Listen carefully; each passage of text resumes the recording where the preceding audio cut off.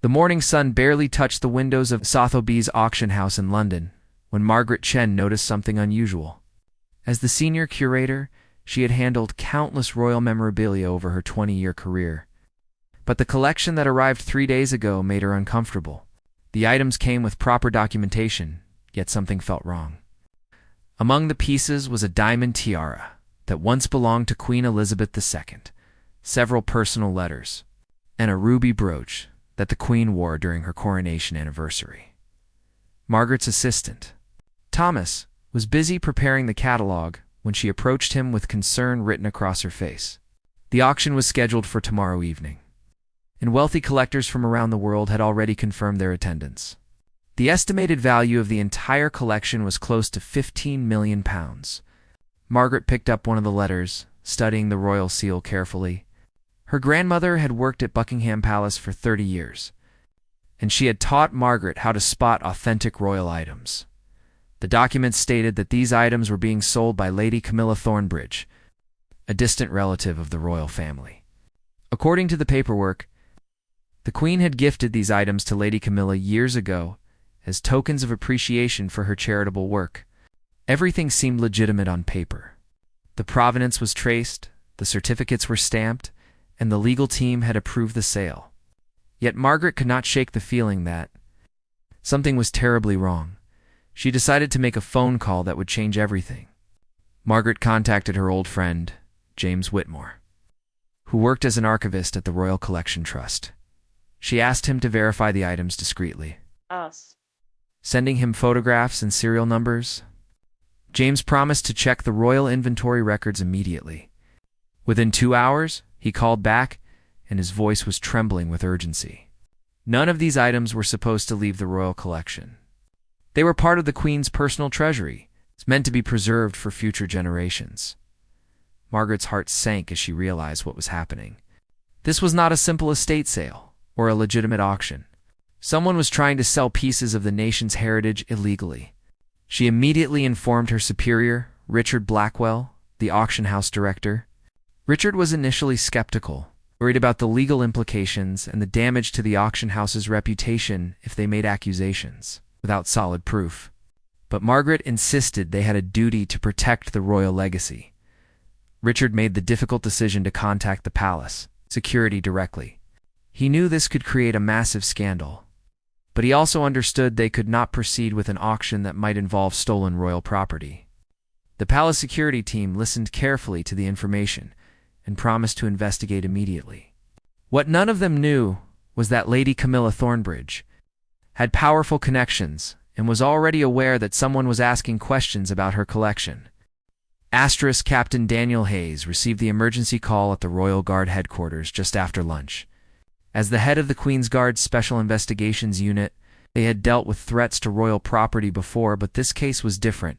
The items in question were not just valuable objects. They represented decades of the late Queen's personal history and the nation's cultural heritage.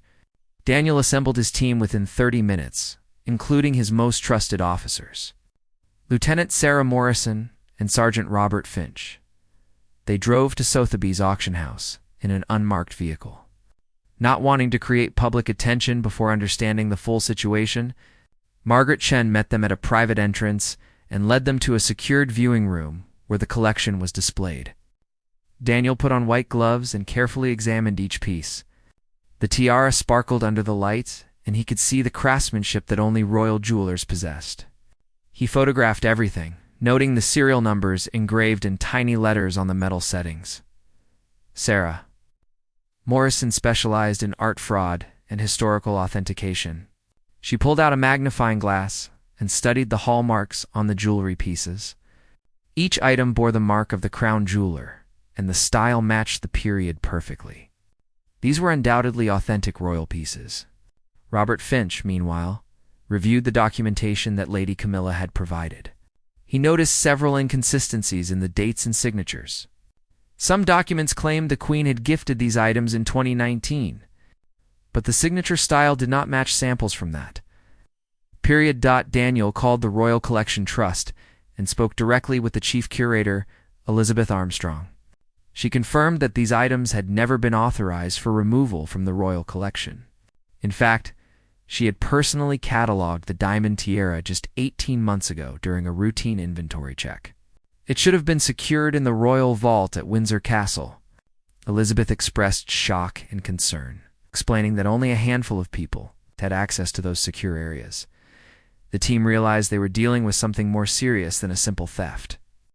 This was a carefully planned operation that required insider knowledge and access to the most secure areas of royal properties. Daniel decided they needed to move quickly, but carefully. If they approached Lady Camilla too directly, she might destroy evidence or flee the country. They needed to gather more information about her background and connections first. Sarah began researching Lady Camilla Thornbridge's history while they were still at the auction house. What she discovered was troubling. Lady Camilla was indeed related to the royal family, but the connection was distant and had been strained for years. She had faced financial difficulties recently, with 2 of her properties mortgaged heavily. Her charity foundation, which she claimed had received the Queen's gratitude, had been under investigation for mismanagement of funds 6 months ago. Daniel made a crucial decision. They would not shut down the auction immediately. Instead, they would let it proceed as planned, but under careful surveillance. This way, they could identify anyone else involved in the scheme and gather evidence that would hold up in court. He contacted the auction house director and explained the plan. Richard Blackwell agreed to cooperate fully, understanding that this was now a matter of national security and protecting the crown's integrity. The evening of the auction arrived with an atmosphere of excitement and anticipation. Wealthy collectors from Dubai, New York, Hong Kong, and Paris filled the elegant auction room at Sotheby's. Crystal chandeliers cast a warm glow over the attendees dressed in expensive suits and designer gowns. Everyone was eager to own a piece of royal history. What they did not know was that several people in the room were undercover Royal Guard officers. Carefully watching every movement and conversation, Lady Camilla Thornbridge made a grand entrance. Wearing a navy blue silk dress with pearl accessories, she was a woman in her late 50s with perfectly styled silver hair and an air of confidence that came from years of moving in elite social circles. She greeted several potential buyers, smiling graciously and sharing carefully rehearsed stories about how the Queen had personally chosen to gift her these precious items. Her performance was flawless. Most people believed every word. Captain Daniel Hayes sat in the back row, dressed in an expensive suit that helped him blend in with the wealthy crowd. He watched Lady Camilla through subtle glances, noting how she interacted with specific individuals. Sarah Morrison was positioned near the registration desk, monitoring the buyer credentials and tracking who showed particular interest in which items. Robert Finch had set up surveillance equipment in a room adjacent to the auction hall, recording everything through hidden cameras. The auctioneer, a distinguished gentleman named Charles Pemberton, took his position at the podium. He had been briefed about the situation and agreed to proceed normally while staying alert for any signal from the Royal Guard team. He began with smaller items from the collection, building anticipation for the main pieces. A set of royal correspondence letters sold for £80,000. A silver tea service that supposedly came from the Queen's private quarters went for £120,000. As the auction progressed, Daniel noticed a man in his 40s who seemed particularly interested in the diamond tiara. The man made several phone calls during the bidding, speaking in hushed tones. Sarah ran his identification through their database and discovered he was Marcus Delacroix, a French art dealer with a questionable reputation. He had been investigated twice for dealing in stolen artwork, but had never been convicted due to lack of evidence. When the diamond tiara was presented, the room fell silent. The auctioneer described its history and significance, though he carefully avoided making claims about ownership that might later be problematic. The bidding started at £2 million and quickly escalated. Marcus Delacroix competed aggressively against a telephone bidder from an unnamed Middle Eastern client. Lady Camilla watched the bidding with barely concealed excitement. Calculating her profits with each raised paddle, the tension in the room was palpable as the price reached £4 million.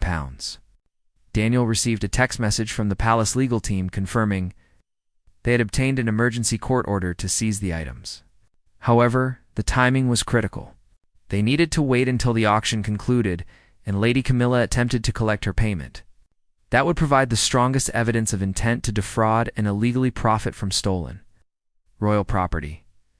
Daniel's phone buzzed again. This time, it was Elizabeth Armstrong from the Royal Collection Trust with urgent news. She had discovered that 3 more items from the Royal Collection had gone missing in the past month. They had not noticed immediately because the thefts were sophisticated, with replica pieces left in place of the originals.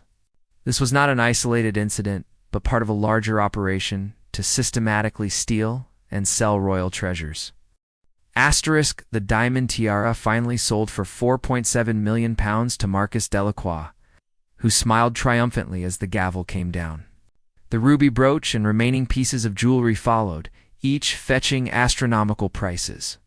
The total value of items sold exceeded £12 million. Lady Camilla looked satisfied, already imagining how this money would solve all her financial problems. She had no idea that her carefully constructed scheme was about to collapse completely.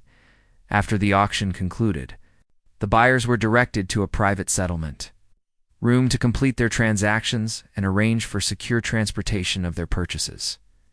Lady Camilla followed the auction house staff to collect her payment, expecting a straightforward bank transfer. Instead, she found Captain Daniel Hayes and his team waiting for her, along with 2 lawyers from the royal household and more representatives from the Metropolitan Police Art Crime Unit. The color drained from Lady Camilla's face as Daniel presented his credentials and the court order. He explained calmly but firmly that the items she had attempted to sell were stolen property belonging to the crown.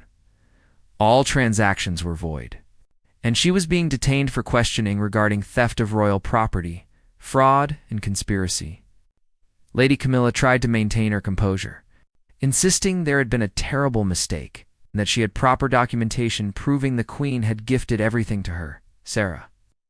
Morrison laid out the evidence they had gathered methodically. The signatures on the gift documents were forgeries, confirmed by the palace's forensic handwriting experts. The dates on several certificates were impossible because the Queen had been recovering from illness during that period and had not conducted any personal gift. Most damning of all, security footage from Windsor Castle showed Lady Camilla entering restricted areas 3 months ago during a private charity event, using credentials that had been reported stolen. Lady Camilla's lawyer, who had arrived quickly after receiving her panicked phone call, tried to argue that his client had been deceived by someone else and was an innocent victim in this situation. But Daniel presented additional evidence that destroyed that defense. Bank records showed Lady Camilla had made substantial payments to Edward Griffith, a former royal household staff member who had been dismissed for misconduct 2 years earlier. Phone records revealed dozens of calls between them in the weeks leading up to the auction. Meanwhile, Robert Finch and several other officers were simultaneously arresting Edward Griffith at his apartment in South London.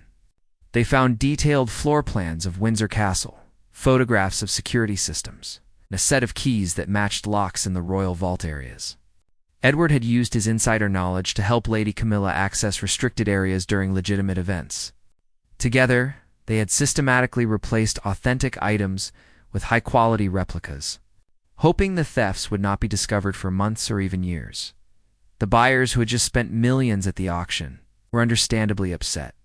Marquis Delacroix was particularly angry, threatening lawsuits and claiming he had been guaranteed the authenticity and legal ownership of the items. Daniel explained that while they were victims of fraud, the items could not be released to them as they were stolen property.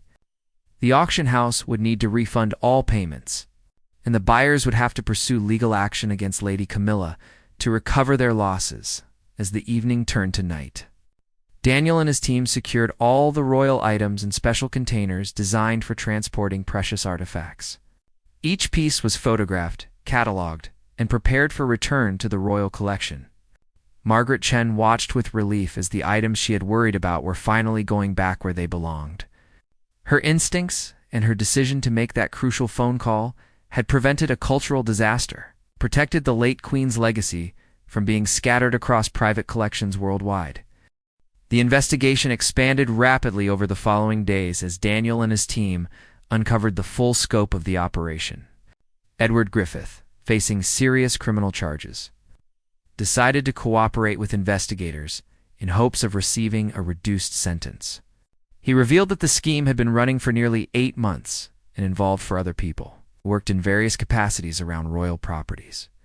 What had started as Lady Camilla's desperate attempt to solve her financial crisis had grown into a sophisticated criminal network. The most shocking revelation came when Edward explained how they had managed to create such convincing replica pieces. They had hired a master jeweler named Anton Volkov, a Russian craftsman living in London who specialized in historical reproduction work. Anton had studied photographs and measurements of the original pieces, then created replicas using similar materials and techniques. He claimed he had believed the work was for a museum exhibition, and had no idea the replicas would be used to replace stolen royal property. Sarah Morrison traveled to Anton's workshop in East London. With a team of forensic specialists, they found detailed sketches, molds, and reference materials for dozens of royal items beyond what had been recovered at the auction. This confirmed their worst fears that many more pieces had been stolen and potentially already sold through private channels before anyone realized the pattern. Anton's records showed he had created 17 replica pieces over the past 6 months, but only 8 items had been recovered so far. The Royal Collection Trust launched an emergency comprehensive audit of all royal properties and collections. Teams of curators and security experts examined thousands of items, comparing them against historical records and using advanced authentication techniques. The process was painstaking and took several weeks. During this time, the public remained unaware of the scandal, as the palace wanted to understand the full extent of the damage before making any announcements. Daniel coordinated with international law enforcement agencies, particularly in countries where wealthy collectors might have purchased stolen royal items through private sales. Interpol issued alerts, and art fraud specialists in major cities began investigating recent transactions involving British royal memorabilia. Within 2 weeks, they located 3 more stolen pieces. A pair of sapphire earrings that belonged to the Queen had been sold to a collector in Geneva. A signed first-edition book from the Royal Library was found in a private collection in New York. A historical portrait miniature had been purchased by a museum in Tokyo. Lady Camilla remained in custody, held without bail due to flight risk concerns. Her lawyers continued to argue for her innocence, claiming she had been manipulated by Edward Griffith and genuinely believed she had legal right to sell the items. However, evidence continued to mount against her. Investigators found emails on her personal computer discussing the scheme in detail, including messages where she acknowledged the items were stolen but expressed confidence they would never be caught. The emotional toll of the case weighed heavily on everyone involved. For Daniel and his team, the investigation represented a betrayal of trust at the highest level. These were not random thieves breaking into buildings. These were people who had been welcomed into royal spaces, who had earned trust and used it to exploit the very institutions they were supposed to respect. For the palace staff, there was a sense of failure and vulnerability. If such a sophisticated theft could happen despite all their security measures, what else might be at risk? Margaret Chen received formal recognition from the palace for her role in exposing the scheme. If she had not followed her instincts and made that initial phone call, the auction would have proceeded successfully. Lady Camilla would have received millions of pounds and likely continued stealing and selling royal items for years. The cultural loss would have been incalculable, with pieces of national heritage disappearing into private collections where they might never be recovered. 3 months after the auction house confrontation, the case finally went to trial at the Old Bailey. The courtroom was packed with journalists, royal historians, members of the public fascinated by the scandal that had finally become public knowledge. Lady Camilla Thornbridge sat in the defendant's box, looking considerably different from the confident woman who had entered Sotheby's that evening. Her expensive clothes were replaced with a simple suit, and her face showed the strain of months in custody and legal battles the prosecution presented. Overwhelming evidence of deliberate theft and fraud. They showed security footage, bank records, phone transcripts, and emails that clearly demonstrated Lady Camilla's central role in planning and executing the scheme. Edward Griffith testified against her, describing how she had recruited him by exploiting his bitterness about being dismissed from royal service. He explained how she had provided funding for Anton Volkov's work and had personally selected which items to steal, based on their value and her knowledge of when inventory checks occurred. The defense attempted to portray Lady Camilla as a desperate woman driven by financial ruin rather than criminal intent. Her lawyers argued that she had convinced herself she deserved compensation for years of charitable work that had never been properly acknowledged. They painted a picture of someone who had lost perspective rather than a calculating thief. However, the jury was unconvinced by these arguments. The evidence showed careful planning, systematic execution, and attempts to cover tracks that indicated full awareness of wrongdoing. The trial lasted 2 weeks, and the verdict came back guilty on all charges, including theft, fraud, conspiracy, and attempting to profit from stolen property. Lady Camilla showed no emotion as the judge delivered the sentence, 8 years imprisonment. Edward Griffith received 6 years for his cooperation with investigators. Anton Volkov was given a suspended sentence after demonstrating he had been deceived about the purpose of his work. The other conspirators received various sentences, ranging from community service to 4 years imprisonment, depending on their level of involvement beyond the criminal justice outcomes. The case led to significant changes in how royal collections were managed and protected. Captain Daniel Hayes worked with palace security to implement new protocols, including more frequent audits, advanced tagging systems for valuable items, and stricter background checks for anyone with access to restricted areas.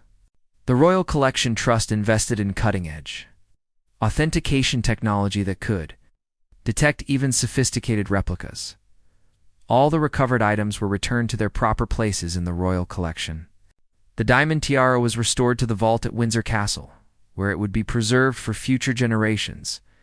The ruby brooch, the letters, and all other pieces were catalogued with additional security measures.